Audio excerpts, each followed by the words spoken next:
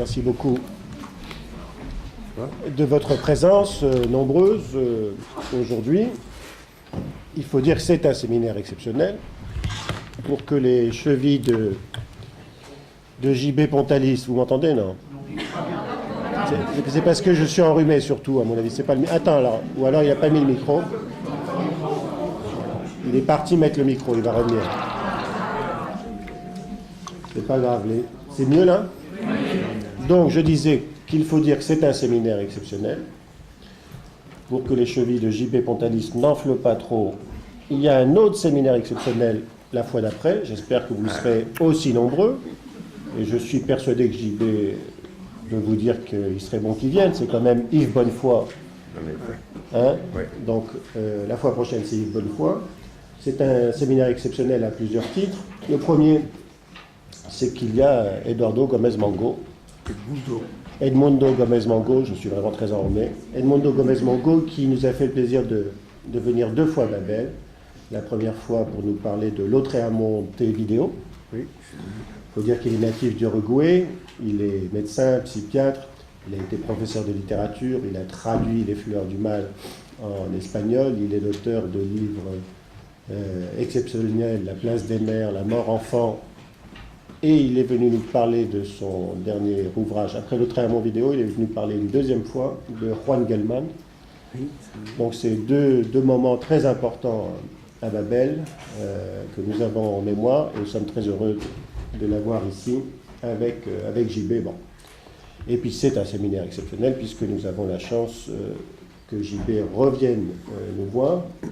Il était passé, vous vous en souvenez, ceux qui étaient là, il y a un petit moment pour évoquer Henry James, le banc de la désolation. Vous aurez remarqué peut-être qu'il vient à Babel, il fait une conférence, un séminaire sur un auteur et en général un livre vient après. C'est ce qui était passé pour le banc de la désolation, la préface. Après, il avait fait un petit tour ici avant l'exposition à laquelle il avait participé. Je ne me rappelle plus du... Crime et châtiment. Voilà. Et puis là, non, il a déjà fait le livre, Freud avec les écrivains, et il vient nous en parler. Il vient nous parler. Alors bon, je ne vais pas vous présenter JB Pontalis. Vous savez que c'est un écrivain. Je ne sais pas dans quel ordre il aimerait qu'on puisse le dire. Il est tellement de choses à la fois. C'est un immense psychanalyste, bien sûr, de l'APF. C'est un écrivain. Il a l'air d'être de plus en plus écrivain, mais de temps en temps, il revient à ses amours psychanalytiques et aussi philosophiques. C'est un philosophe. Il a côtoyé des gens remarquables. Il s'en est nourri. Maurice Merleau-Ponty, Jean-Paul Sartre, Lacan. Il est, pour nous, enfin de ma génération, celle d'avant et peut-être déjà plus celle d'après malheureusement, le grand éditeur de la nouvelle revue de psychanalyse. Allez savoir pourquoi ça s'est arrêté, pourquoi ça ne reprend pas. C'est quand même une revue référence, une revue alors, qui est marquée par une espèce de métapoésis, une façon d'aborder la psychopathologie tout à fait particulière et qui a initié beaucoup d'entre nous à cette façon de saisir les ressorts de l'inconscient. Il est écrivain, bon, vous connaissez ses livres, je vais citer ceux qui m'ont marqué. L'amour des commencements, vraiment, l'amour des commencements, c'est toute une invite à tout un tas de choses, et ce livre est assez exceptionnel, mais L'enfant des limbes, frère du précédent. Et puis il a une actualité assez chargée ces temps-ci, puisque sort avant. Est sorti, mais en 2012, je veux dire. Oui. Hein, avant, 2012, Le Laboratoire Central, référence à Max Jacob, probablement. Oui. Et ce pourquoi il nous a fait le plaisir de venir ici avec Edmundo Gomez Mango, Freud avec les écrivains. Je vais leur laisser tout de suite la parole. Et merci d'être là. Merci de tout ce que tu as dit. C'est assez impressionnant. J'ai l'impression d'être devenu pas un polygraphe, mais qu'est-ce qu'il y a de pire que polygraphe? Un graphomane, voilà. Graphomane. Genre Amélie Nothomb, quoi. Bon, effectivement, donc cette année, il y a eu avant, tu l'as rappelé, qui était un recueil de textes. Il y a eu le livre qui vient de sortir, enfin un peu avant le Freud avec les écrivains, Laboratoire Central, qui est un recueil d'entretiens que j'ai donné au fil du temps et que Michel Grybinski a édité. Donc c'est paru là, j'étais infidèle à Gallimard pour une fois. C'était paru aux éditions de l'Olivier. Et Grybinski il a fait un formidable travail puisqu'il fallait d'abord sélectionner dans la masse des entretiens que j'ai pu donner ici ou là. Et je lui ai transmis tout parce que je n'étais pas à même moi-même de voir ceux qui à la rigueur tenaient le coup et ceux qui n'avaient pas de raison d'être. Voilà. Et puis donc, en même temps, paraît ce livre que j'ai le plaisir d'écrire avec Edmundo, et non pas Eduardo. Je ne sais pas pourquoi on l'appelle tout le temps Eduardo. C'est vrai, il n'y a pas que moi là. Non, il n'y a pas que toi. Tu sais, ils me font tous des signes d'oreillette. Ça Ouais. veut dire qu'il faut s'approcher.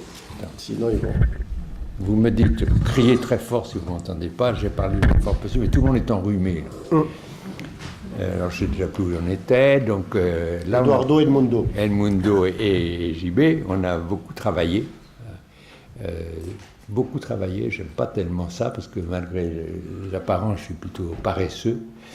Alors il y a des livres, évidemment, le recueil d'entretiens, ça ne demandait aucun effort, c'était déjà des entretiens publiés. Mais là, il a fallu bosser. Alors c'est Freud avec les écrivains, hein, c'est pas Freud et les écrivains, je tiens à dire, non, c'est avec, qui montre qu'il y a une vraie relation profonde entre Freud et les écrivains qu'il a connus, soit des contemporains à lui, comme Thomas Mann, Stefan Zweig, Romain Roland, Arthur Schnitzler, soit ceux qu'il n'a évidemment pas connus en chair et en os, à commencer par Shakespeare, et puis Goethe, Schiller, Heine, Hoffmann. Là, nous sommes partagés le travail, Edmundo et moi. C'est-à-dire lui, bien qu'il ne soit pas germaniste, mais qui connaît très bien la littérature allemande, en tout cas Goethe en particulier, s'est chargé de tout ce que je viens de nommer, et moi, plus les autres, donc les contemporains à lui. Puis je me suis amusé aussi à parler un peu de Zola, parce que au moment de l'affaire Dreyfus, Freud écrit à Fliss, je crois, son ami Fliss, ce Zola, c'est vraiment un brave type, ou un chic type.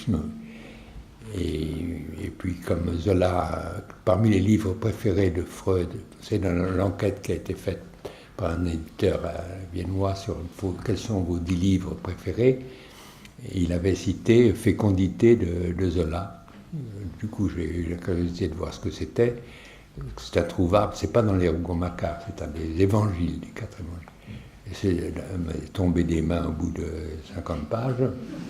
Mais enfin, j'essaye de comprendre pourquoi ça avait tellement intéressé Freud, et surtout pourquoi Zola, qui, comme vous le savez, là je m'égare complètement, mais c'est l'usage, ça s'appelle les associations libres, mesdames et messieurs. Et donc Zola, comme vous le savez sans doute, sa femme était infertile, et il a eu une liaison avec une servante, la servante de Madame Zola, beaucoup plus jeune que lui, comme il se doit, et là il a fait 2 enfants qu'il adorait. Et Madame Zola, je m'égare de plus en plus, était évidemment au départ assez jalouse, à juste titre, et ensuite elle s'est très bien comportée. Et elle aimait beaucoup ses enfants, et même après la mort de Zola, elle a accepté à ce qu'ils portent le nom de leur père. Donc saluons au passage la mémoire de Madame Zola. Si lui était un chic type, elle était une chic typesse, on va dire. Voilà, donc j'ai déjà dit suffisamment de bêtises. Un mot encore. Donc notre projet commun était de montrer l'alliance, malgré leurs différences évidentes, et l'alliance profonde qu'il y a entre la psychanalyse et la littérature. Donc autant nous sommes réservés, Edmundo comme moi, sur l'application de la psychanalyse aux œuvres littéraires, aux œuvres d'art en général, une interprétation en plaquant la grille analytique sur des œuvres de fiction. Ça, je n'aime pas ça du tout, pour une raison simple, c'est que, je ne suis pas le seul à l'avoir dit d'ailleurs, lire vraiment, c'est justement s'exposer à l'autre, et on est plutôt, le lecteur est plutôt en situation d'analyser que d'analysant. C'est pas lui de décortiquer l'œuvre, surtout quand on réduit l'œuvre maintenant à ce qu'on appelle le texte. Là, on peut se donner à cœur joie pour interpréter un texte. Mais c'est l'œuvre littéraire qui interroge, qui bouscule, qui trouble, qui voire tourmente, qui fait voyager aussi, voyage intérieur, le lecteur. Donc notre projet était ça, c'était de montrer cette alliance profonde qui n'est pas toujours le cas pour les psychanalystes d'aujourd'hui, mais qui était évidemment, manifestement, le cas pour Freud, qui s'est nourri de Shakespeare, qui était un grand admirateur de Goethe, etc. Alors là, après je m'arrête si j'y arrive. Il y a un avantage quand même de la psychanalyse sur la littérature. C'est que la psychanalyse est encore l'objet de rejet, voire de haine, voire de mépris. Je pense évidemment au livre qui avait un certain succès, hélas, de Michel Onfray. Donc c'est bien, ça veut dire qu'on s'oppose, on peut encore s'opposer à elle, fût-ce de manière absurde. On y résiste. Et la littérature, je le crains, sauf dans quelques lieux bénis comme ici, les gens ils sont devenus indifférents. C'est même pas qu'ils la détestent, parce qu'ils ne la connaissent pas. J'étais assez frappé ces jours-ci par une enquête qui est parue dans Le Monde, des enquêtes savantes de sociologues. Je ne sais pas si vous avez lu ça, c'est très curieux, que les enfants lisent, même très tôt, même avant, je vois ça avec ma petite fille, elle ne sait pas encore lire, mais elle sait repérer les lettres, et elle a un plaisir fou à lire ou à entendre lire des histoires. Même un gamin de 2 ans, un petit-fils, il ne lit pas, mais il prend les livres, il les dévore, quelquefois au sens propre. Et cette enquête disait que tout ça, très curieusement, disparaît pour la plupart, au moment de l'adolescence.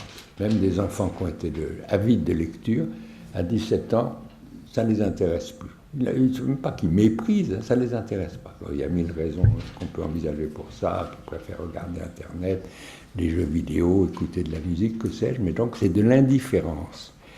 Et ça, c'est beaucoup plus grave que le rejet.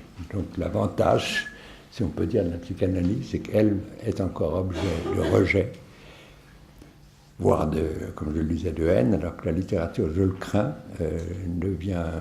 est indifférente. Et bien, maintenant, c'est devenu presque un reproche de dire d'un livre, c'est littéraire. C'est de la littérature. C'est terrible, hein, comme si ça n'était plus destiné qu'à quelques autres lettrés. Hein, et que si c'est de la littérature. Bon, c'est mauvais signe que ce soit de la littérature. Heureusement, je le répète, il y a quelques lieux où la littérature et la psychanalyse, donc ça colle formidablement avec notre titre, sont encore célébrées, sont rapprochées l'une de l'autre, puisque le sous-titre du séminaire de Maurice, c'est psychanalyse, art et littérature, c'est ça? C'est ça. Donc on est en plein dans le mille. Edmundo. Bon. Tâchez d'être plus long que moi si possible. Je dois interrompre le charme que provoque JB quand il parle de l'interaction sur le public. Et j'ai très peu de choses à dire en plus de ce qu'il a évoqué sur les directives générales de ce livre. Je dirais que, bon, c'est quand même, au cours de ce travail, c'était comme un étonnement perpétuel à moi découvrir l'importance extraordinaire pour Freud de la littérature. Et je pense qu'il était nourri, comme vous dites, mais il semble parfois être aussi comme hanté par la littérature. C'est très difficile de trouver des pages où il n'y a pas une citation, où il n'y a pas une référence à la littérature. Il y a des moments, par exemple dans le célèbre article sur l'inquiétante étrangeté, où véritablement c'est une légion d'auteurs qui apparaissent, vingtaine, trentaine d'auteurs cités. Et donc, je pense que d'une certaine façon, je crois que sans le vouloir rationnellement, et c'était comme ça pour lui, il mettait en avant en même temps quelque chose de l'inquiétante étrangeté de la littérature elle-même et de la langue elle-même dans l'association comme ça tellement intime qu'il avait de travailler avec la littérature dans sa recherche psychanalytique. Parce que là, on est tout d'accord, on l'a signalé à plusieurs reprises dans le livre, Freud n'a jamais voulu être un écrivain. Ce n'était pas son but, faire une œuvre littéraire. Et écrire. Bon, il y a eu des moments dans sa jeunesse où il a pensé d'écrire un roman, même dans une de ses toutes premières lettres à un de ses amis de jeunesse. Il décrit d'une façon extraordinairement vivante le trajet qu'il fait de son petit village natal, Fribert, à Vienne. Et il décrit les personnages, il décrit l'atmosphère du train, et il finit, je termine ici mon petit roman. C'est-à-dire qu'il savait qu'il pouvait travailler et être du côté un petit peu de la littérature. Lui-même, dans une autre lettre aussi à un de ses jeunes amis, il se déclare lui-même comme un jeune styliste allemand, parce qu'il avait été salué par un de ses professeurs comme le meilleur dans la rédaction allemande, quoi.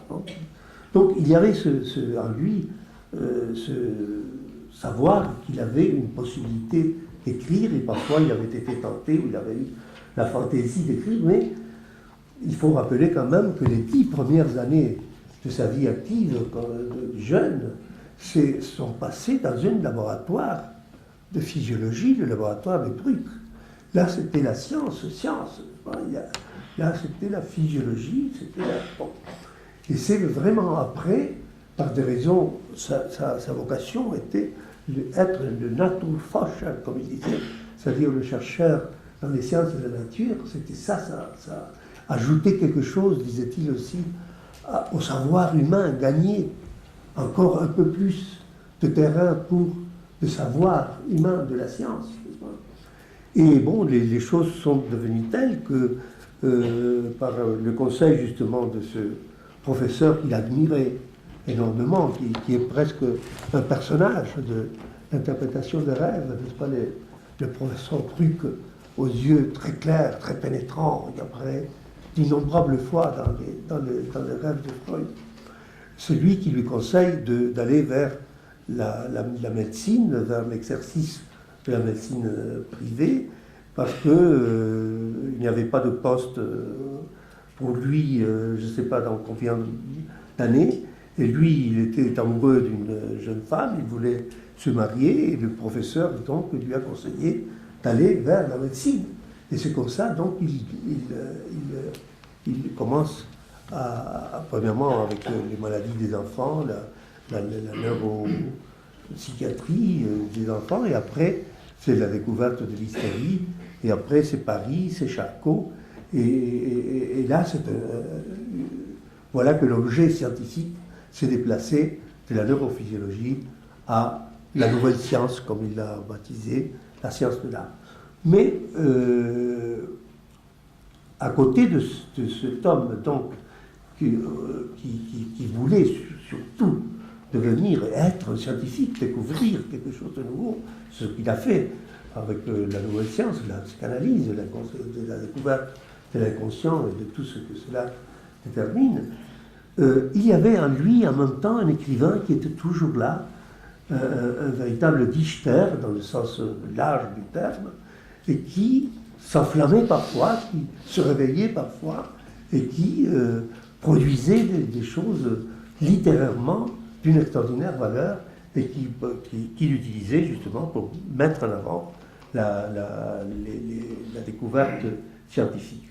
Alors je rappelle seulement, et je m'arrête là, ce que sans doute vous vous rappelez, son étonnement à lui quand il commence à écrire les histoires de la maladie, comme les histoires des cas, et il s'étonne lui-même de voir que ces histoires de cas étaient totalement différentes de celles des histoires des cas écrites par les neurologues ou les psychiatres de l'époque, qu'il manquait quelque chose, un cachet de sérieux, disait-il, et que ça paraissait, c'était comme une écriture romanesque.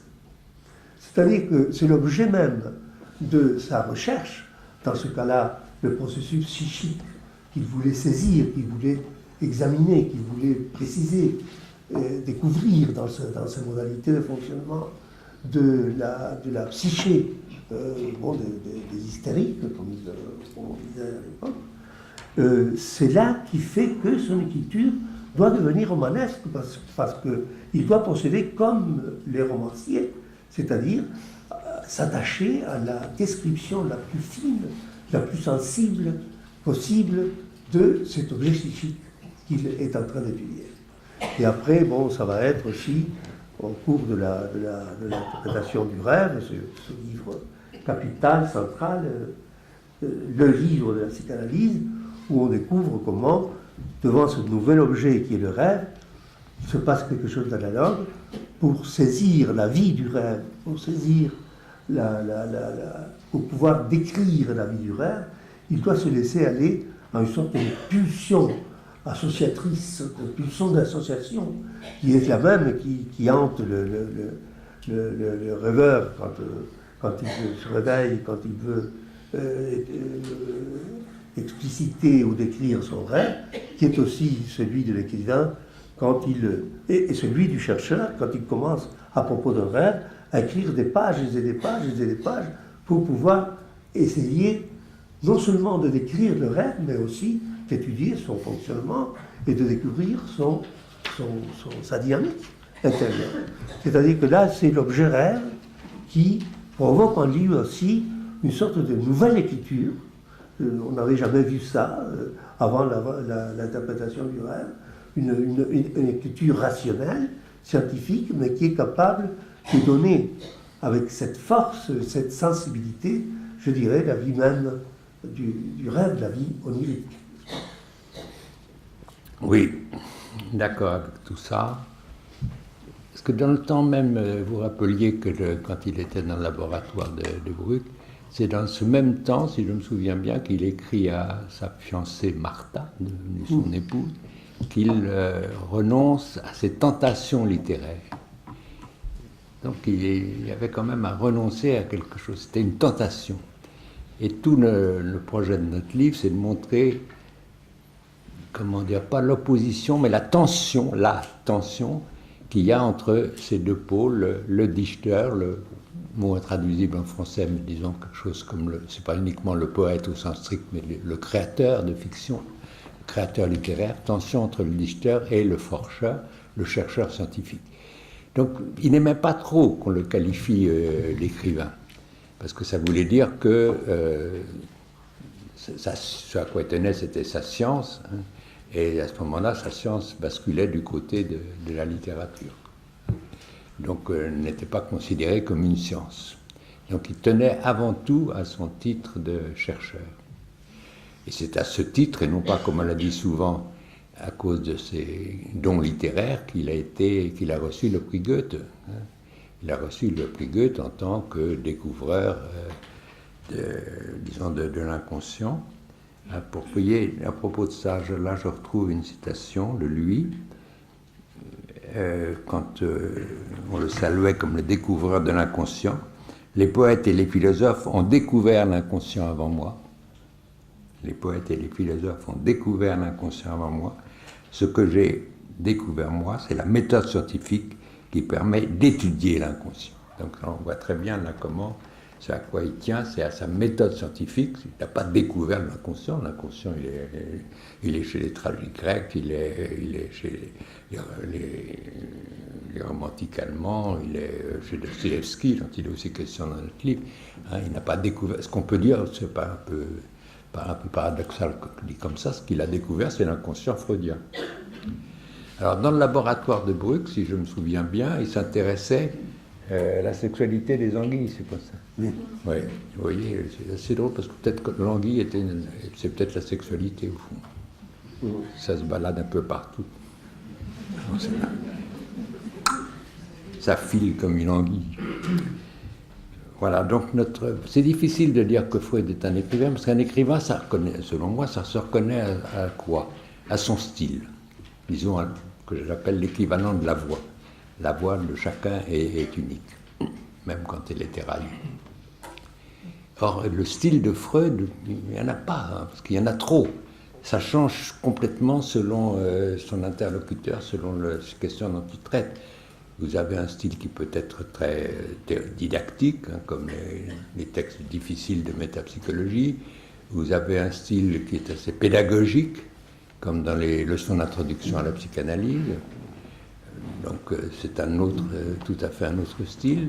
Et puis vous avez des textes, c'est ceux évidemment souvent que je préfère, qui sont des textes là franchement littéraires, hein, comme le trouble de mémoire sur l'Acropole, ou l'inquiétante étrangeté, ou les trois coffrets, et quelques autres.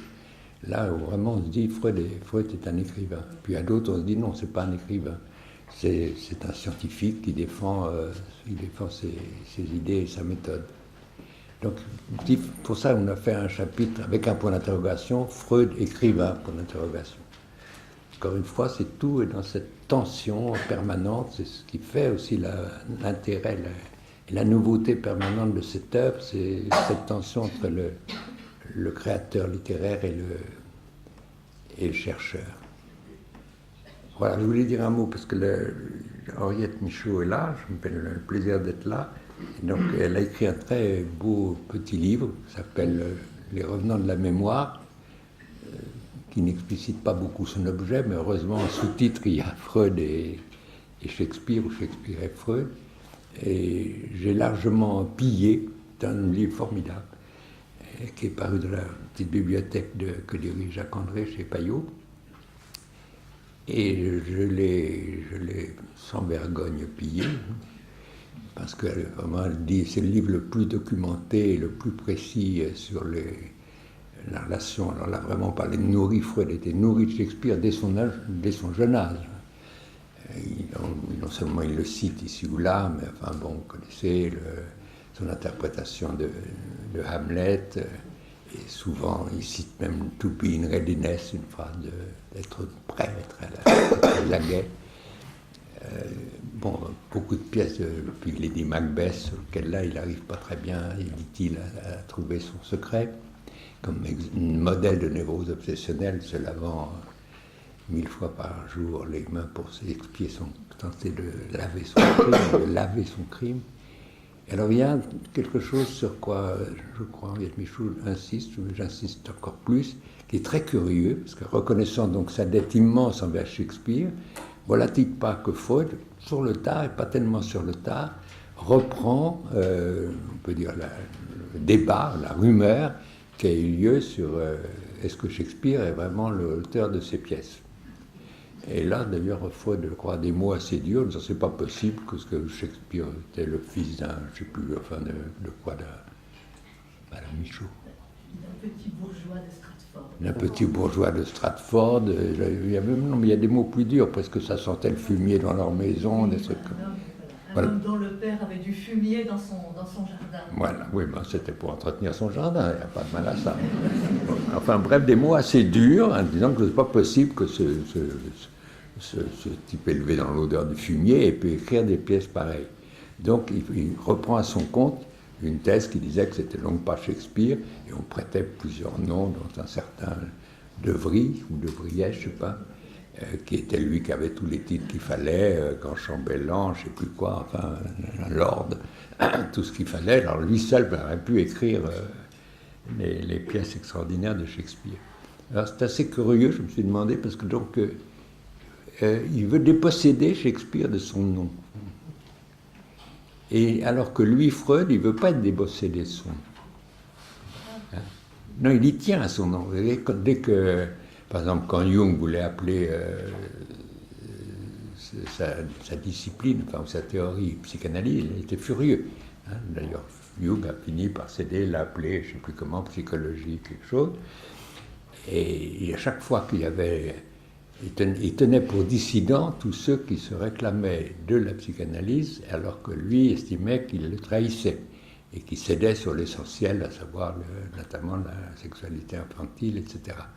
Donc lui, c'était sa chose. La psychanalyse, c'était sa chose, c'était sa science. C'est à moi, c'est moi. Donc c'est très curieux. Oui, c'est vraiment un paradoxe. Il dépossède Shakespeare, qu'il admire, qu'il porte au plus haut, de son nom. C'est pas possible que ce soit lui qui écrit ça. Mais moi, il n'y a que Freud qui a pu écrire ce que j'ai écrit. La psychanalyse, c'est moi, c'est mienne. Voilà, je m'égare comme toujours.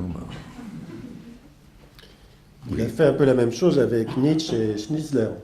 Avec Nietzsche, je suis pas sûr. On dit qu'il aurait dit qu'il ne voulait pas lire Nietzsche parce qu'il avait trop peur de découvrir ce qu'il lui-même avait découvert, donc c'était trop proche de lui. Je ne suis pas absolument sûr de ça. Je pense qu'il a bien dû ouvrir de temps en temps. Et Schnitzler, là c'est très curieux, cette histoire est bien connue. Vous savez qu'il a écrit à Schnitzler une lettre qui a été 1000 fois commentée, comme quoi il ne voulait pas le rencontrer. Ils étaient tous les deux viennois. Et qu'il ne voulait pas le rencontrer par crainte de rencontrer son double. Et on sait surtout pour les psychanalystes, notamment à partir des livres de Thorank sur le double, tout ce que peut représenter, quelle figure maléfique, porteuse de mort, peut représenter le double. Bon, déjà ça c'est curieux. Et puis après lui avoir écrit ça, il lui dit « Et je vous demande de garder ce que je viens de vous dire secret, de le divulguer à personne. » Ça ne paraît pas avoir tellement impressionné ce cher Schnitzler, dont j'ai lu le journal, une partie du journal, et qui recensait absolument tout ce qui lui arrivait. Aussi bien, il va chez le coiffeur, il va au théâtre, il a reçu telle lettre, tout est recensé d'une façon assez maniaque, obsessionnelle, disons. Et il ne fait pas du tout allusion à cette lettre. Alors que les commentateurs depuis se sont cassés la tête pour dire « Mais qu'est-ce que c'est que cette histoire de double, etc. » Et effectivement, il n'a pas voulu rencontrer Schnitzler. Ils se sont rencontrés beaucoup plus tard, mais alors en famille, donc là, pas question de double, autour de la table familiale avec Madame Freud, Anna Freud, je ne sais plus qui. Donc là, ils n'ont pas dû évoquer cette histoire. Alors je me suis demandé à mon tour d'où venait cette histoire de double, cette crainte et ce secret à maintenir. Et là, c'est une pure hypothèse. Je me suis dit que ces deux Viennois, mais deux Viennois très différents. Freud, autant qu'on le sache, monogame, père de famille nombreuse, et Schnitzler, cavaleur, comme il n'est pas possible, enfin c'est possible, il en existe toujours. Mais donc, Freud ne voulait pas être de cette Vienne-là. Hein, Schnitzler, c'est à l'époque on parlait de grisette, un grand coureur.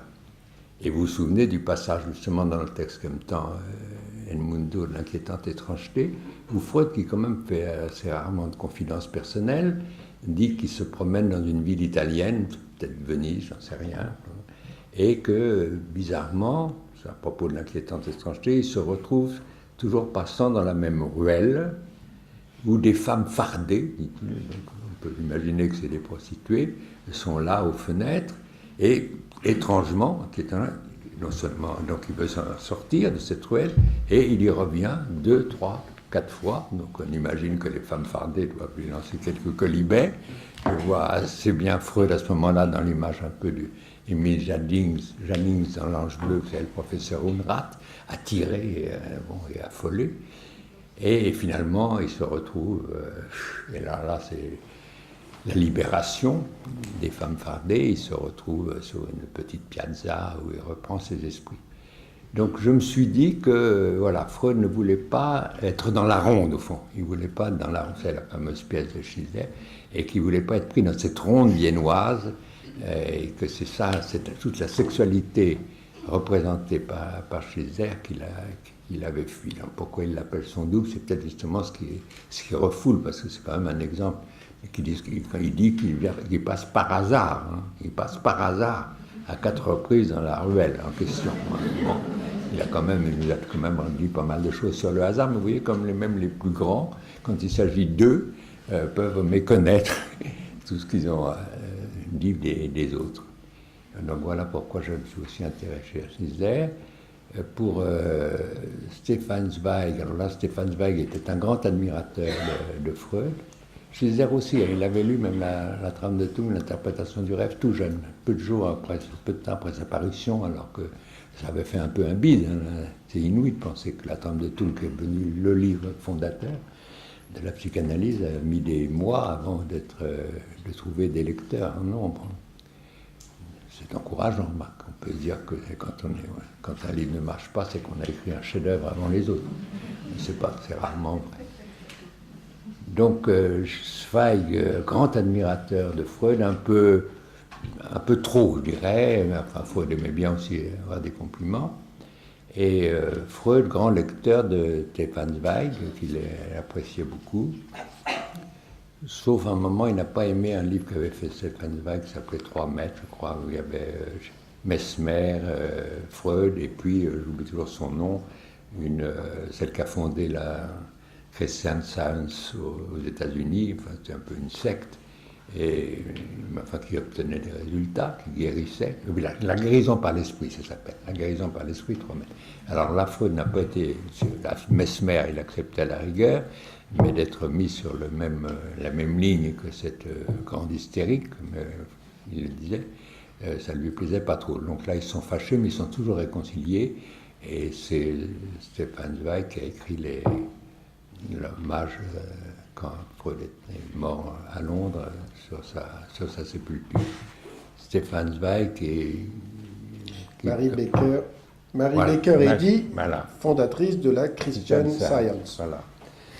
Donc Stefan Zweig, comme vous le savez, a vu lui venir beaucoup plus tôt que Freud apparemment le danger du nazisme. Il a fui, je ne sais plus en quelle année, mais relativement tôt, l'Allemagne, l'Autriche, et pour aller d'abord en Angleterre, et puis finalement trouver asile au Brésil, où il était très très célèbre, Stefan Zweig, donc il était admirablement reçu au Brésil, devenu une gloire locale, et malgré tout ça, il s'est, comme vous le savez, suicidé avec sa femme, en préparant tout organisé, les instructions données aux jardiniers, même les instructions données pour le chien qu'ils avaient, ce qu'il fallait en faire, etc.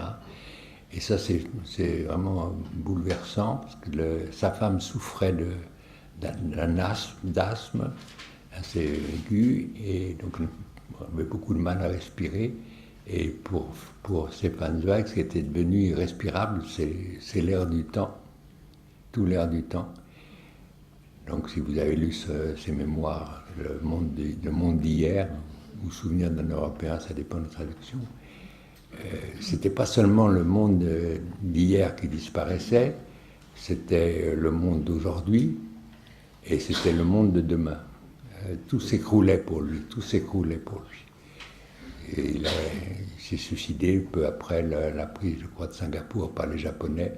Il a vu là, voilà, c'était la fin. Donc la fin de Stefan Zweig est bouleversante. Et Freud, apparemment, c'est très curieux, mais n'a pas vu venir, en tout cas avec la même perspicacité que Zweig, ce que représentait le déferlement du nazisme à travers le monde.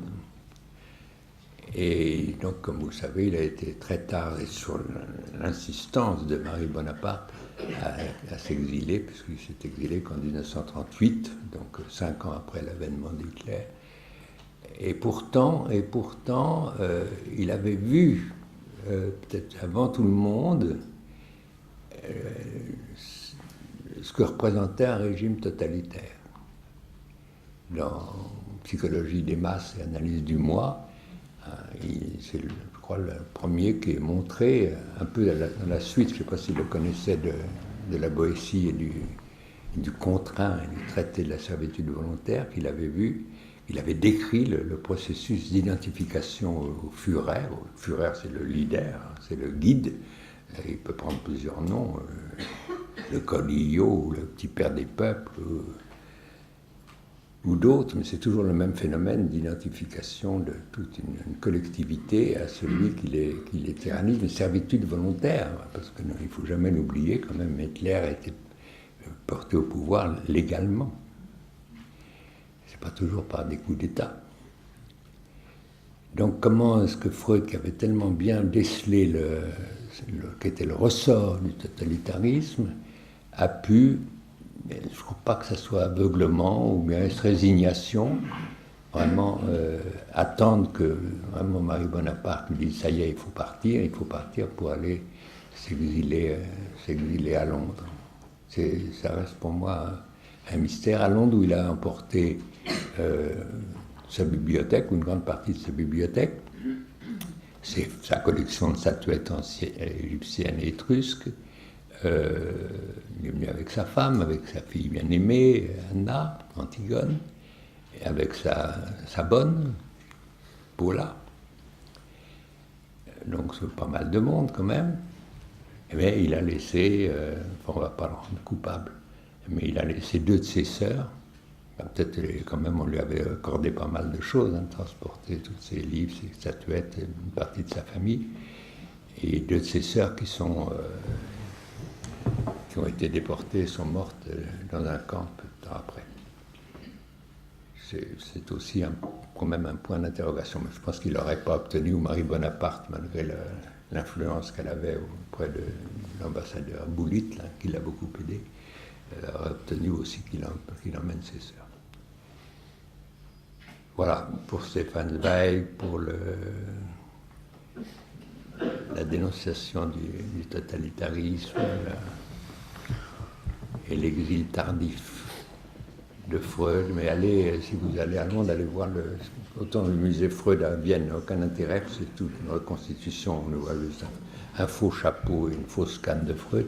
Autant le musée Freud à Londres est passionnant, parce que là c'est tout, il y a tout, il y a son divan, il y a ses statuettes, il y a sa bibliothèque, où figurent d'ailleurs beaucoup plus de livres d'anthropologie, d'ethnologie, que de livres de psychanalyse. Grand lecteur, Freud. Immense lecteur.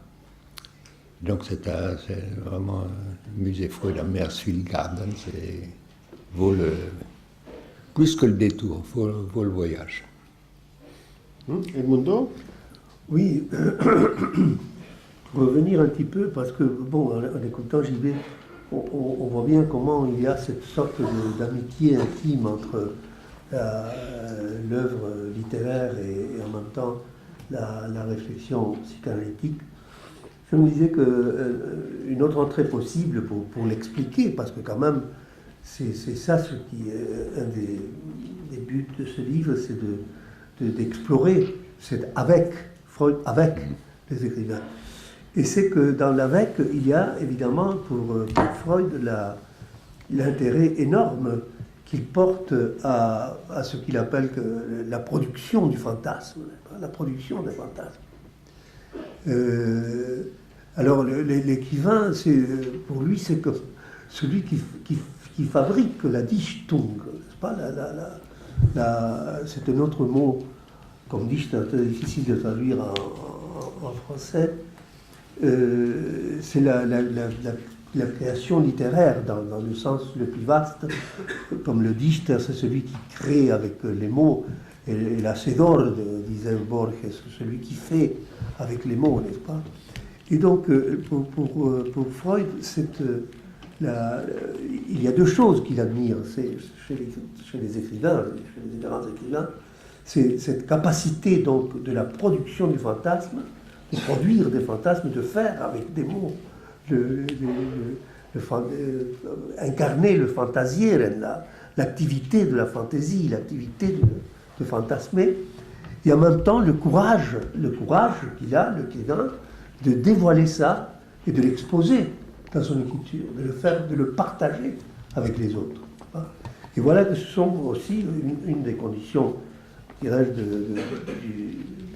du personnage de Freud qui le marque, c'est aussi son courage intellectuel, n'est-ce pas, de pouvoir aborder ce qu'il appelle le soubassement de l'édifice, n'est-ce pas, les choses qui ne sont pas très plaisantes, les choses qui sont laides, les choses qui ont été refoulées, jusqu'à ce que la psychanalyse jette justement un jet de lumière sur les questions de la sexualité, sur les questions du refoulé, sur tous ces aspects de la haine, de l'agressivité, et évidemment aussi de toute la richesse de l'amour, et toutes ces nuances, n'est-ce pas? Bon.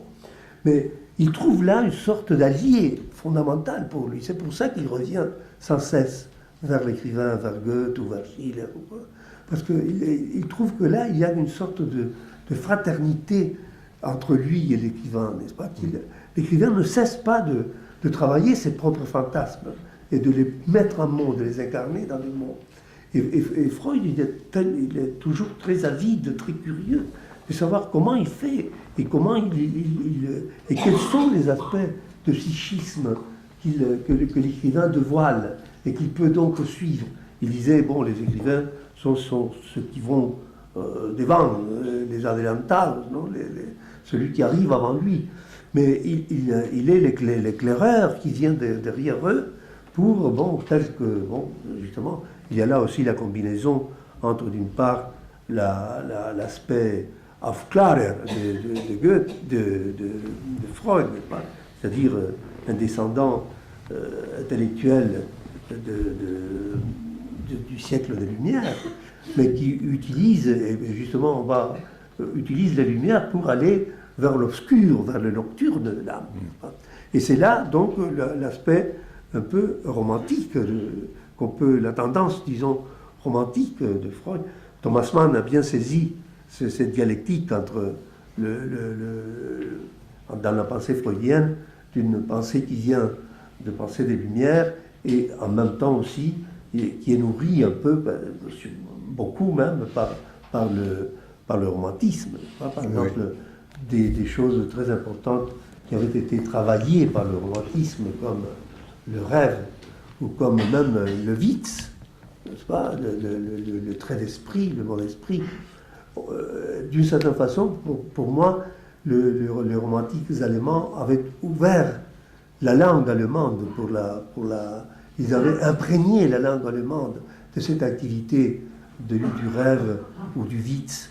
Et c'est Freud, après, qui a pu recueillir ce travail des romantiques pour le présenter, évidemment, pour, premièrement, se défaire de la fascination qu'avait le romantique pour le rêve, ou même pour l'activité comme ça intellectuelle, et de se déprendre de ça pour pouvoir l'examiner, pour pouvoir l'analyser, et pour pouvoir donner une conception plus claire de cela. Mais je pense que c'est dans ce biais-là que dans cette sorte d'intimité dans le travail du chercheur psychanalytique et du travail de l'écrivain autour de la fantasmatique, autour du fantasme, autour de cette production de l'âme qui se lie, disons, cette union, cet avec de Freud avec les écrivains. Oui, vas-y, non, on ne t'entend jamais pour une fois. Tu vois. Mais je ne veux pas qu'on m'entende trop, mais quand même, il semble que Freud n'ait pas tellement apprécié l'appellation de romantisme que Thomas Mann. C'est ce que tu voulais dire? Oui. Et pourtant, de dire, comme Thomas Mann l'a fait, que le pansexualisme freudien, qu'on lui reproche tant, n'est qu'une forme de romantisme, c'est quand même assez juste, non? Ou pas? Sur le premier point, là, je n'ai pas très bien compris, ça viendra. Il n'a pas apprécié qu'on dise... romantique, là, pour ça, mais là, Edmundo était plus nuancé qu'il ne l'avait été auparavant dans un autre lieu, parce qu'il y a quand même... il y a une rupture avec le romantisme, mais Edmundo est un romantique. Alors, voilà. Il y a une rupture avec le romantisme, parce que, comme vous l'avez dit là, aujourd'hui, il y a chez les romantiques allemands, d'accord, leur intérêt pour le rêve, mais ce n'est pas pour l'interprétation du rêve, hein, c'est pour le monde du rêve. Et c'est une fascination par le nocturne, l'hymne à la nuit, une vraie fascination. Alors que Freud, justement, rompt avec cette fascination-là. Je crois que c'est à Jung qui avait dit, je ne sais plus exactement dans quel terme, bon, nous n'allons pas faire de l'inconscient un Dieu. On n'a pas dénoncé l'illusion religieuse pour faire de l'inconscient un nouveau Dieu. N'idolâtrons pas l'inconscient. Donc, il y a certainement le romantisme a ouvert la voie, mais plus que continuité, il y a, je crois, rupture de la part de Freud avec cette très belle tradition romantique, hein, surtout allemande, mais enfin aussi avec Nerval, en France.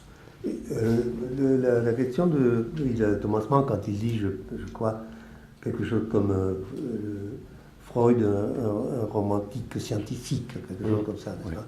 Mais il faut aussi situer ces textes dans l'époque, hein, parce que évidemment il y avait tout le débat. C'était le moment de la montée du nazisme, et donc il y avait la volonté des nazis de s'approprier de tout le passé romantique allemand, de le présenter comme quelque chose qui était presque du pré-nazisme, n'est-ce pas? Et par exemple Novalis, et par exemple tous les autres auteurs romantiques. Et donc il y avait un grand débat, la volonté par exemple de Thomas Mann de récupérer pour le champ, disons, de liberté, ou de la liberté menacée, la grande tradition littéraire allemande. Et donc c'est pour ça qu'il se plaît à montrer comment un esprit, justement, haï par le nazisme, comme Freud, rationnel, il trouvait quand même des possibilités, des liens, d'établir des liens entre la tradition romantique et Freud. Par exemple, dans son premier grand discours sur Freud de 1926, je crois que c'est la place de Freud dans la pensée allemande, quelque chose comme ça. Il insiste beaucoup sur ça, n'est-ce pas, que comment Freud revient et reprend des choses qui étaient dans la tradition littéraire allemande, évidemment, en signalant aussi la rupture, parce qu'il était très sensible à ce qu'il y avait, Thomas Mann, je dis, à ce qu'il y avait de nouveau, la véritable rupture épistémologique qui introduit Freud, la nouvelle anthropologie, disons, qu'il crée autour, justement, autour du travail, à partir du travail du rêve, la nouvelle conception du sujet, la nouvelle conception de l'homme même, n'est-ce pas? Donc que là, évidemment, il y a une rupture entre le romantisme et tout ce qu'il y avait avant Freud et ce qui vient après. Mais quand même, il essayait aussi d'établir des points de contact entre les intuitions qu'avaient eues les grands écrivains allemands et la nouvelle science de Freud. Vous vouliez dire. Alors, la deuxième partie de ma question, c'est la phrase de Thomas Mann, ce que l'on a appelé à tort le pansexualisme de Freud, sa théorie de la libido, et, en bref, est dépouillé de toute mystique, un romantisme devenu scientifique. Voilà, c'est ça. Le romantisme. D'accord. Ça va, ça. D'accord, oui. Voilà. Il n'y a pas tant de sexuel que ça. Quoi? Il y a plus de la sexualité infantile que du sexuel dans le romantisme, non? C'est spécialiste, c'est lui. Ah, c'est lui. De quelle sexualité il parle? Non, évidemment, non, on ne peut pas établir. Donc je crois que là, c'est justement que c'est un aspect polémique de Thomas Mann de présenter Freud comme un romantique scientifique ou un romantisme scientifique. Évidemment, c'est une façon de dire aux gens qui croyaient que le romantisme, c'est l'obscurantisme, c'est la nuit, c'est que ça. Il disait que non, qu'il y avait aussi dans des intuitions, par exemple chez Novalis, qui était un peu l'annonce de ce qui allait venir du côté de Freud. Il y a des choses assez précises. Mais non, mais évidemment, la sexualité romantique et la sexualité freudienne, ça n'a rien à voir. La sexualité infantile, personne ce qui n'est pas la sexualité de l'enfant, personne n'en a parlé avant Freud, personne. La sexualité de l'enfant, on l'a connue depuis longtemps. Non, mais quand même. Attendez, vous êtes incroyable, maintenant vous me permettez de me couper la parole. Non, je pensais que vous aviez fini. Non, je n'ai jamais fini. Alors du coup, j'ai perdu le fil. Oui, alors, la sexualité infantile et la sexualité de l'enfant. Voilà, la sexualité de l'enfant connue depuis longtemps. Je vous invite à lire, si vous ne l'avez pas fait, le journal des rois. Vous connaissez tous, j'espère, en tout cas des extraits, qui était le médecin du futur Louis XIII, médecin du dauphin. Et la sexualité d'enfant, enfantile, mais non pas infantile, du petit dauphin, bizarrement, sans que ça lui ait passé quand il est devenu Louis XIII, il ne paraît pas avoir été tellement actif de ce côté-là, mais ça y allait fort. Hein. Il parle de son Guigui tout le temps, il fait des dessins avec... tu connais hein? Non. Ah, tu n'as pas lu le journal bien? Eh bien, alors, j'ai découvert tardivement, on en a donné de larges extraits dans un numéro de la Nouvelle Revue de Psychanalyse que tu as eu la gentillesse de citer, ce qui est un numéro qui s'appelait L'Enfant, avec des reproductions des dessins du petit futur Louis XIII. Donc la sexualité de l'enfant, et puis les nourrices en connaissaient quelque chose aussi, peut-être plus que les mères, elles ne voulaient pas trop savoir. Mais la sexualité infantile, toujours présente en nous, c'est très difficile d'ailleurs de faire entendre aux non-analystes justement ce que les analystes appellent sexualité infantile, à différencier de la sexualité effective de l'enfant. C'est pas facile. Alors, autre chose, vous voyez que je suis intéressant. Freud, je ne sais pas s'il n'en remettait pas un peu, mais très souvent, il félicite les écrivains d'aller beaucoup plus vite que lui, de découvrir ce que lui, laborieusement, réussit à mettre au jour, et qu'ils ont un pouvoir d'intuition qui leur font déceler, avec beaucoup plus d'acuité et de rapidité, ce que le laborieux chercheur finit par découvrir. Donc comme s'il en remet un peu à mon avis, parce que comme il s'est bien montré aussi quand même que l'analyse ça va plus loin que les écrivains fustiles comme notre cher Stéphane Zweig ou Schizler, très, très perspicaces dans les replis de l'âme humaine. Voilà, donc il y a peut-être un petit peu de... Je ne suis pas sûr qu'il soit tellement sincère quand il dit vous êtes beaucoup plus profond que moi, vous allez beaucoup plus loin que moi, et jusqu'aux racines. Non, les racines, il est bien convaincu que c'est lui qui les met, qui les dévoile. Je crois qu'il est fini, le monde. J'ai tellement coupé le sifflet qu'il n'ose plus l'ouvrir. Je vous laisse tout le temps que vous voulez. Non, mais je crois que nous sommes justement dans un des aspects dynamiques de ce livre, qui est la tension entre le Dichter et le Foch. Oui, oui. On ne s'écarte pas de là. Hein, parce que je suis tout à fait d'accord qu'évidemment, par exemple, pour écrire l'interprétation du rêve, Freud doit se déprendre du monde romantique du rêve. Sinon, il n'aurait pas pu aller plus loin. Il aurait resté là, fasciné par... Alors, j'attends le « je sais bien, mais quand même », comme on quand même, hein, voilà. Mais quand même, Ouais. mais quand même. Dans l'interprétation du rêve, on voit en permanence, je crois pas exagérer, qu'il y a, que Freud, comment dirais-je, il est capable d'habiter la langue comme un poète et comme un chercheur. Et que ça, c'est permanent à lui. Quand on lit, par exemple, le début d'un rêve, le conte Thun, du conte Thun. Je suis allé à la gare de l'Ouest, voulant partir en vacances pour aussi. Et alors là, il commence à décrire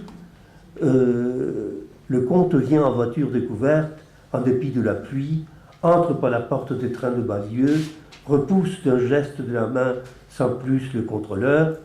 Il est attentif aux mouvements éphémères de sa propre vie psychique, son humeur à l'occasion impertinente et batailleuse, où cet air qui lui vient, il ne sait pas d'où, qu'il chantonne et qu'il reconnaîtra par la suite comme appartement aux noces de Figaro. S'il veut la danse, monsieur le comte. Et un petit peu plus loin, c'est Freud qui écrit ça. Et ça pourrait être Schnitzler, ou ça pourrait être Stéphane Zweig. Et en même temps, à la fin de ce rêve, on écoute cette phrase, « Penser et vivre quelque chose sont pour ainsi dire tout un ». Freud écrit ça. Ça pourrait être aussi un des écrivains que nous disons. C'est-à-dire qu'il voilà, il est capable, dans certains moments, de poétiser, c'est-à-dire d'essayer de prendre la vie du rêve et l'incarner dans la phrase et donner, dirais-je, la force hallucinatoire de la vie du rêve dans sa propre phrase, et en même temps, un petit peu plus loin, il est capable, comme un chercheur, de théoriser et d'écrire, je ne sais pas, le chapitre 7, qui est du rêve. Un gros morceau. Mais dans tous les chapitres, il y a des fragments comme ça, où il poétise, et d'autres où il élabore théoriquement à un autre très haut niveau de pensée abstraite, de pensée rationnelle. Donc voilà la tension. Il est toujours là. Oui. Cette tension entre le Dichter et le Forster. C'est-à-dire on ne peut pas les opposer chez Freud. Alors, je crois. Une série de 2-3 questions sur cette question-là. Pardon ? Une série de 3 remarques, questions sur cette question fondamentale qui est au centre de votre livre. À savoir si la Dichtung freudienne est oui ou non littérature, ou si elle peut l'être par moment. Ce que vous venez de dire est tout à fait juste dans l'interprétation des rêves, c'est-à-dire qu'il s'autorise une évasion poétique, ce que ne s'autorise pas un scientifique. Cependant, il se l'autorise jusqu'à un certain point, parce qu'il s'arrête très vite et il analyse. Oui. D'accord ? Tandis que le poète, l'écrivain, lui, continue, et il continue à accéder à ce que donne l'écriture, que ne donne pas la science, sauf d'une autre manière, une prime de préjouissance. Il goûte les mots. Bon. Lui, il s'arrête, il repart, etc. Pourquoi, parlons des Français, pourquoi n'y a-t-il pas, sauf 3 exceptions, de grands psychanalystes écrivains? J.B. Pontalis, Ça va. François D'Antrey, Michel de Musan, Oui. et puis c'est un choix personnel, et j'en oublie, mais voilà, en tout cas, il n'y en a pas beaucoup. Est-ce que c'est antinomique, c'est une opposition, c'est un écart? Est-ce que cette tension est irréductible? Est-ce qu'il faut avoir le génie freudien pour pouvoir la maintenir? Ou est-ce qu'il y en a qui cachent, bien sûr, cachent leur œuvre littéraire? Comment... Ouais, alors, et une autre question juste à côté. Qu'est-ce qu'on fait entre la traduction de Bourguignon de Freud, qui est scientifique, et la traduction de Yankelevitch, qui est poétique, pour aller vite? C'est pas la même, c'est pas le même texte. Qu'est-ce qu'on fait? Laquelle on prend pour nous? Ni l'une ni l'autre. Alors comment on fait pour être écrivain et psychanalyste? Eh bien, alors là, tu prends dans le recueil d'entretien publié sous le titre du Laboratoire Central, on a repris un dialogue, un échange de vues, je crois que ça s'appelait plutôt comme ça, ancien, mais qui était devenu un peu introuvable, que j'avais eu avec Michel de Musan dans la Nouvelle Revue de Psychanalyse. Et là, nous étions assez opposés, enfin je schématise, en gros, Michel de Musan disait on ne peut pas servir de maître à la fois, donc ou on est psychanalyste ou on est écrivain, comme si pour lui être écrivain c'était entrer en littérature comme on entre en religion, exemple Flaubert, certaines mesures Kafka, et on était psychanalyste à part entière, on ne pouvait pas passer d'un genre ou d'une activité à une autre. Ce que lui-même, à mon avis, démentissait, on dit ça? Démentait plutôt, pardon, vous dites que je ne suis pas encore un grand écrivain, c'est des fautes. Démentait, puisqu'il a écrit des petits livres de fiction, inspirés d'ailleurs de son expérience de psychanalyste et de patient, que sont tous les psychanalystes, ne n'oublions pas. Non seulement nous l'avons été, mais nous le restons. Donc, c'est peut-être pas tout à fait cohérent avec lui-même. Moi, en revanche, chacun défend son truc. Comme à l'époque, je commençais à écrire des textes dits littéraires, je me battais bec et ongle pour dire qu'on pouvait très bien être analyste et écrire des livres. Voilà. Donc les deux activités n'étaient pas du tout incompatibles. Et je n'ai pas encore écrit Freud avec les écrivains avec El Mundo, mais la preuve en était Freud. C'était à la fois les deux dans une tension. Mais là, encore une fois, une activité ne s'oppose pas à l'autre. Alors, tu m'as posé des questions sur la traduction. Ben, la traduction, je peux le dire, parce que je l'avais dit, c'est pas Bourguignon. Bourguignon est le directeur éditorial, si tu veux, avec Cotet. Mais le directeur scientifique, c'était, puisqu'il est décédé il y a quelques mois, c'était Jean Laplanche qui a imposé sa conception de la traduction, qui, je le lui ai dit d'ailleurs, je peux le dire, aboutit à mon avis à quelque chose de tout à fait, je dirais pas inacceptable, mais dangereux, parce que c'est une traduction, comme vous le savez, qui cherche le concept partout, et qui veut être, mais tous les traducteurs disent ça, veulent être le plus fidèle possible au texte de Freud, comme on dit aujourd'hui. On dit texte plutôt qu'œuvre, ce qui n'est pas du tout pareil. Une œuvre, c'est quelque chose qui est en mouvement, qui est toujours inachevé. Un texte, c'est imprimé. Et qui aboutit, qui est certainement précieux pour les gens qui connaissent Freud, parce que c'est pas une traduction littérale, mais au plus près du texte, y compris dans la construction de la phrase, mais qui, pour ceux qui entreraient en Freud avec cette traduction, à mon avis, est une catastrophe, parce que c'est un Freud qui parle une langue qui n'est vraiment pas un écrivain, qui parle une langue qui n'est ni du français ni de l'allemand, une espèce de néo-langue, comme dit Orwell, et souvent un style, on peut appeler un style de gendarme. Donc je trouve ça très dommage, surtout encore une fois pour les jeunes qui découvriraient Freud à travers cette traduction, vraiment dommageable. Cela dit, on ne peut que saluer, je sais parce que j'ai été un peu mêlé à la chose au départ, le courage et la ténacité qu'il a fallu à la planche et à son équipe pour mener à bien ce travail qui occupait d'ailleurs la planche presque tout entier. Il pensait qu'à ses traductions. Alors, Yankelevitch poétique, ça je crois pas, je crois que c'est une traduction quand même, alors là pour le coup trop éloignée du texte. Et maintenant, il y a tellement de traductions de Freud, surtout depuis que Freud est entré dans le domaine public, le lecteur s'y perd complètement. Le même texte est traduit par 5 ou 6 maisons d'édition par des traducteurs différents. Donc, comment choisir, savoir quelle est la bonne? Et évidemment, je prêcherai pour moi, comme d'habitude. Et je trouve que les moins mauvaises traductions, parce que je ne dirais jamais qu'il y a une traduction qui fait autorité, ça n'existe pas. Il n'y a pas de traduction définitive, comme on le sait, il y a toujours à chaque époque d'autres traductions. Donc les moins mauvaises sont celles publiées sous ma responsabilité chez Gallimard, qui sont à la fois, je crois, lisibles, sans non plus s'éloigner, et qui sont rigoureuses, qui sont exactes, mais qui ne sont pas juxtalinéaires. Voilà. Toc. Je voulais éviter de les citer par... Non, mais tu peux y aller. Tu m'as dit que mes chevilles enflaient, mais elles n'ont pas encore continué. Elles peuvent continuer à enfler. Voilà. D'accord. Une question quand même impertinente. Oui. Ce livre est exceptionnel, mais il manque quelques auteurs. Donc vous allez en faire un autre. Où sont les anciens? Où sont Aristote, Horace, Virgile, Sophocle? Je pensais que tu allais dire Sophocle. Tu le dis Sophocle, mais peut-être, oui, je crois qu'on y avait pensé. Et je ne sais pas qu'on l'ait oublié, évidemment.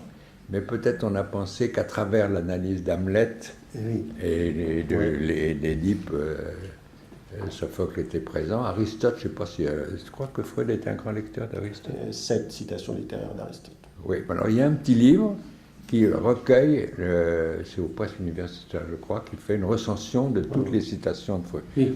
Bon, mais ça, c'est autre chose. Nous, on ne cherchait pas à voir qui citait Freud. On cherchait encore une fois de qui Freud s'était nourri. Ce qu'il avait incorporé, ce qu'il avait imprégné, c'est plus qu'une influence, c'est ce qu'il a vraiment fait sien.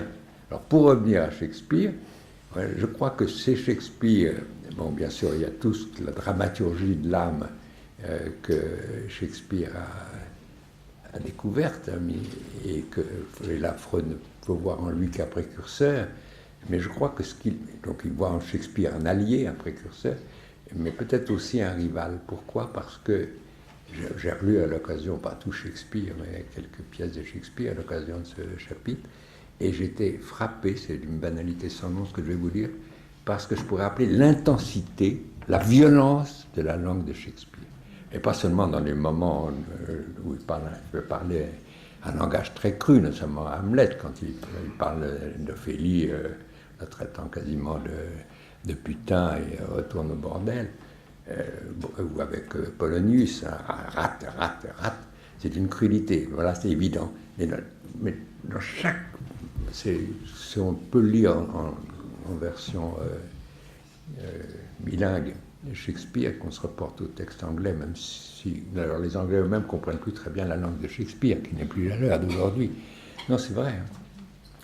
On est frappé par ça. C'est la violence, l'intensité, la force, la puissance de la langue de Shakespeare. Et la langue de Freud ne peut pas, même quand il ne discourt pas, même quand il ne fait pas le chapitre ardu, le fameux chapitre 7 d'interprétation du rêve, ou les textes difficiles de métapsychologie, il n'a jamais cette intensité-là, il n'a jamais cette violence. Il écrit bien, hein, d'un bon écrivain quand il s'abandonne à cette tentation littéraire, mais ça n'a rien à voir avec la puissance, la force, oui, encore une fois, l'intensité qui est dans les mots, hein, qui est dans les mots mêmes de Shakespeare. À mon avis, outre la dramaturgie, c'est ça qui fait quand même la force incroyable de Shakespeare, saisissante encore aujourd'hui, saisissante.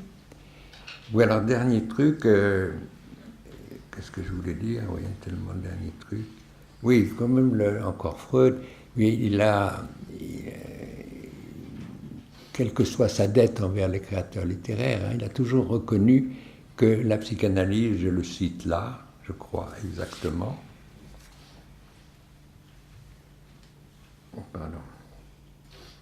L'essence, c'est dans le souvenir d'enfance de Léonard de Vinci, je crois. L'essence de la réalisation artistique nous est psychologiquement inaccessible. Vous voyez, là, quand on écrit beaucoup aujourd'hui sur le processus de création littéraire ou artistique, eh bien, non, ça nous est l'essence de tout ça. Bon, on peut voir certains procédés, mais l'essence même de la réalisation artistique nous est inaccessible. Soyons, pour une fois, un peu modestes, collègues analystes. Il y a bien des choses qui nous sont inaccessibles. Bien des choses. Peut-être l'essentiel. Allez savoir. Une petite question personnelle, avant de revenir au sujet. Dans la nouvelle revue de psychanalyse, lorsque tu devises avec de Musan sur écrire, oui. À un certain moment, il y a un texte de Georges Perec. Oui, j'étais sûr que tu allais. Alors, vous avez sciemment mis Georges Perec entre vous deux, ces deux analystes, dans cette revue. Vous l'avez édité? Non, parce que, attends, d'ailleurs, à l'époque, enfin, tu connais mieux les dates de mon parcours que moi-même. Alors, tu vas me dire, on peut le dire, tout le monde le sait maintenant, quand j'ai pris en analyse Perec, quand il est venu en analyse chez moi plutôt, je ne sais pas si c'était après ou avant cet échange avec de Musan, et j'ignorais d'ailleurs à l'époque, évidemment, que Perec avait fait enfant une analyse avec François Dolto, adolescent ou jeune homme avec de Musan, et puis toi, plus tard avec moi. C'est curieux, c'est assez curieux. C'est tout comme question personnelle? Non. Alors, J.B. Pontalis avec les écrivains, ça serait qui? Oh là! On mettrait Perec parce qu'il y a une... Non, on ne mettrait pas Perec parce que Perec ne va pas, pour ce qui est de ma littérature, que je ne place pas quand même très haut. Hein. Non, ça sans fausse modestie, je ne me sens pas... D'abord, je suis un écrivain tardif, dans un domaine extrêmement limité, hein, des petits livres comme ça, faits de fragments, quelques récits. Donc, les écrivains qui m'ont vraiment... C'est difficile de dire ça, que les écrivains m'ont influencé, nourri, j'en vois pas qui m'ait nourri, au sens qu'on donnait tout à l'heure, vraiment incorporé. Alors, les écrivains qui m'ont marqué, il y a eu Henry James, ou quelques allusions sûrement, il y a eu Faulkner, il y a eu... dans tout autre domaine, il y a eu Sartre, il y a eu Proust, ça, c'est évident, enfin, on est nombreux. Dans les contemporains, les écrivains que j'aime, c'est assez varié, c'est peut-être un peu éclectique, j'aime beaucoup, comme tout le monde, Modiano, beaucoup, bien qu'il soit souvent décrié comme étant trop angélique, Christian Bobin, dont le dernier livre, L'Homme-Joie, est superbe. Parce que c'est quelqu'un qui, évidemment, à notre époque, on aime mieux faire l'éloge du mal, et quelqu'un qui fait sans mièvrerie aucune l'éloge de la bonté qui peut être ému par une fleur, par un oiseau qui passe, sans se faire d'illusions sur ce que devient notre monde. Voilà, on taxe vite d'angélisme et voire de niaiserie, j'ai entendu ça, alors que c'est un écrivain que j'aime. En plus, un type épatant que j'aime beaucoup. J'aime beaucoup Sylvie Germain pour son invention, son inspiration plutôt. C'est quelqu'un qui est vraiment inspiré, et pas seulement par la Bible. Et c'est rare. C'est vraiment pas un écrivain besogneux. Voilà, il faudrait en énumérer d'autres. Ça change, je suis encore. Mais tu sais, c'est quand même les lectures souvent. Enfin, là, je fais des exceptions avec Bobin, Sylvie Germain, Modiano, qui sont contemporains. Mais c'est souvent les lectures vraiment qui vous nourrissent, enfin, dans lesquelles on se plonge. C'est peut-être quand même celles qu'on fait enfant et adolescent. Après, on aime les livres, on est touché par eux, mais peut-être ils vous modifient pas intérieurement comme les livres qu'on a pu lire quand on avait 18, 20, 25 ans. Alors justement, dans le rêve de la monographie botanique de Freud, Oui. À 17 ans, quand son père lui dit qu'il cède beaucoup trop d'argent à ses fantaisies, Oui. qu'il a une note chez le libraire extrêmement importante, Oui. et qu'il a ce rêve, quand il avait 5 ans, avec sa sœur aînée, qu'ils effeuillent un livre offert par le père, un livre sur la Perse, Babylone, offert par le père qui a l'air de ne pas trop s'en émouvoir, et qu'ils effeuillent ce livre avec une joie intense. Et ensuite, il y a les associations sur la femme de ce fameux professeur qui lui dit de faire médecine, qu'il trouve florissante. Ensuite, les cyclamènes qu'il doit amener à sa femme parce que c'est ce qu'elle préfère comme fleur. Et ensuite, il y en a d'autres associations, et ça finit par le souvenir où il court après Pauline et où il s'effeuille son bouquet de fleurs. Oui. Est-ce que tous les livres sont des objets érotiques? Réponse de l'assistance. Hein? Est-ce qu'on effeuille les... Est-ce que ça... Par rapport... C'est quand même une entrée qu'on peut prendre ou pas, de Freud, de la rencontre de Freud avec les livres. Ce rêve au chevet du père à effeuiller ce drôle de livre. Voilà. Non.